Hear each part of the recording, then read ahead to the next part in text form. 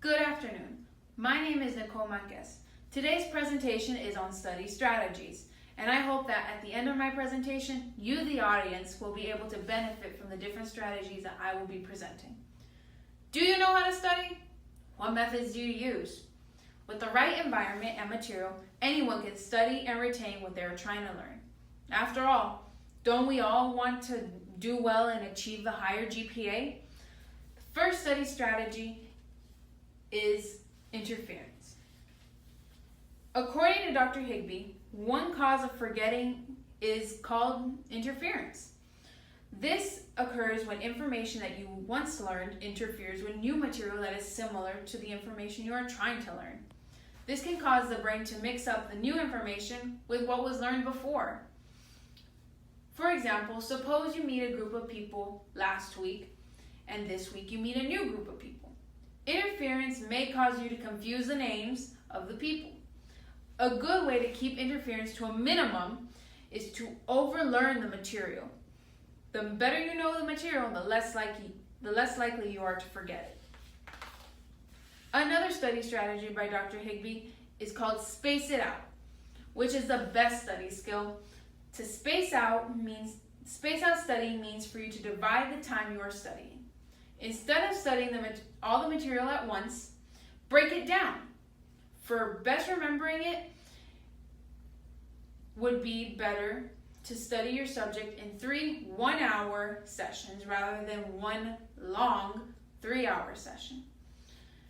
Separating the study sessions enhances memory for the material, allowing you to retain more of the information. In order to do this requires you to budget your time, which brings me to reciting.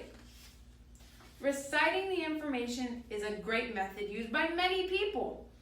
In doing this, you should recite to yourself the information you just learned. This helps to improve your memory of the material.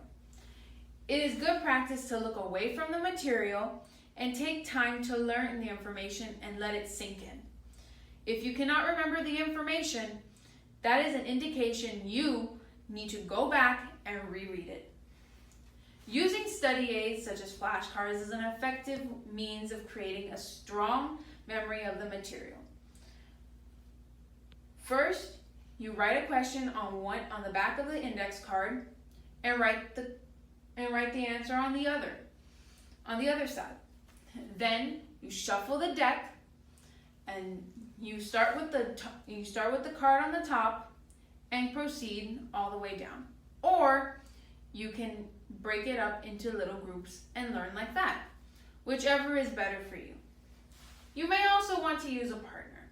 Using a partner when studying is a good recitation strategy.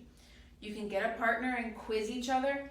Each partner can write out different questions on the same material to help with the studying. Recitation is one of the best study skills because it forces you to do several important things that will help you retain information.